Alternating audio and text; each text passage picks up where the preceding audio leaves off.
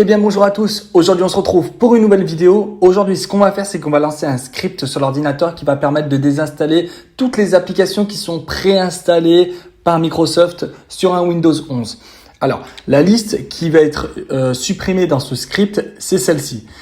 Du coup on va supprimer 3D Builder, activité, alarme, contact, etc. De toute façon toute la liste sera en description dans la vidéo. Donc, c'est toutes des applications qui sont préinstallées par Windows 11 et que je considère qui ne sont pas forcément utiles.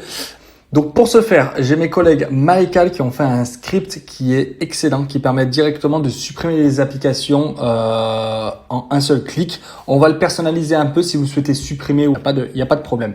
Alors, pour ce faire, on va télécharger le script. Donc, le lien sera en description dans la vidéo comme d'habitude. On clique du coup sur le bouton télécharger juste ici. On ouvre du coup le fichier zip. On extrait du coup le fichier zip. Donc on fait un clic droit, extraire tout, extraire. Et là du coup on arrive sur la fenêtre. Donc juste avant on va regarder quelles sont les applications qui se suppriment. Normalement c'est les mêmes qui sont listées sur la gauche de l'écran. Donc on fait un clic droit dessus.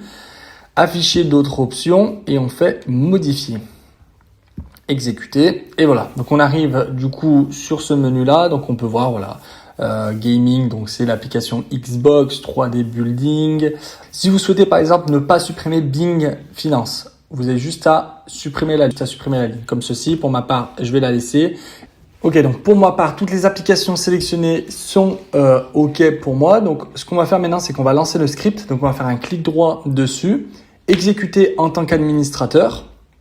On fait exécuter. Donc là, on fait oui. Et du coup, le script va se lancer automatiquement. Donc, ça peut prendre pas mal de temps. Le temps du coup qui supprime toutes les applications. Donc, on va le laisser faire. On peut avoir des erreurs pendant la suppression. C'est totalement normal. Si vous avez des erreurs, c'est que du coup, l'application a déjà été désinstallée auparavant ou qu'elle n'existe plus, etc. Donc, on laisse faire et puis on se retrouve un peu plus tard.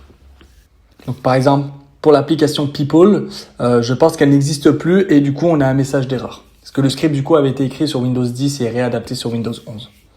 Ok, donc c'est tout bon. Donc le script a terminé. Donc on peut faire entrer pour fermer du coup la page. Et ok, c'est tout bon. Et là maintenant, si je vérifie le logiciel Xbox, normalement, je dois plus l'avoir sur ma machine. Exactement, il était juste en bas et là maintenant, je ne l'ai plus. Si du coup, il vous reste encore des logiciels que vous ne souhaitez pas, par exemple l'assistance rapide, vous faites juste un clic droit dessus, désinstaller, et là du coup l'application va se désinstaller.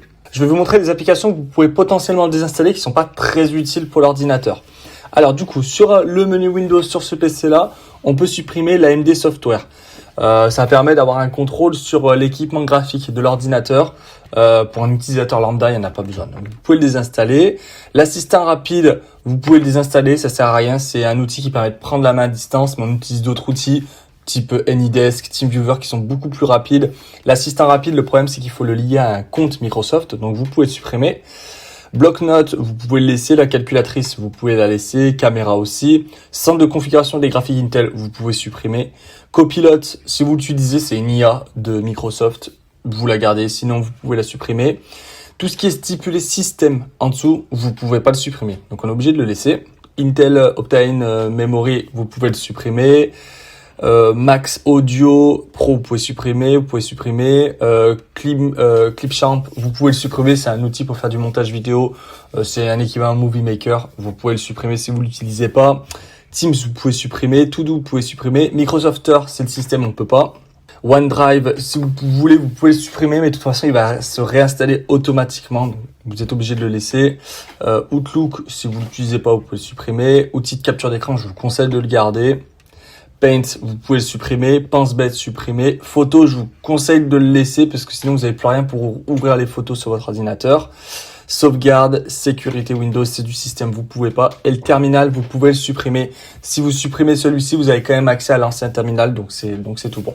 Alors là, je me retrouve sur une autre machine en Windows 11. En fait, chaque machine installe des applications qui sont différentes aléatoirement. Donc voilà, j'essaie de faire plusieurs scénarios pour avoir plusieurs logiciels. Donc sur cette machine-là, vous pouvez supprimer donc calendrier si vous l'utilisez pas, vous pouvez le supprimer. Carte aussi, c'est l'équivalent de Google Maps, vous pouvez le supprimer.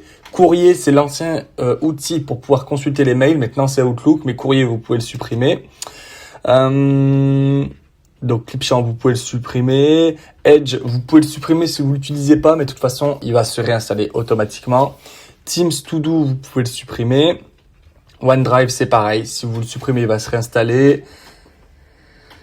Pen 3D ou Paint, vous pouvez supprimer si vous les utilisez pas. PenseBet, vous pouvez supprimer. Photo, c'est comme l'autre. Terminal, vous pouvez le supprimer. Et de toute façon, il y en a un deuxième. Et Visionneuse 3D, c'est un logiciel qui est plus utilisé maintenant, donc vous pouvez le supprimer.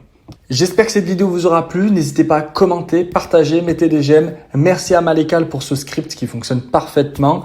Et puis on se retrouve à la prochaine. Salut!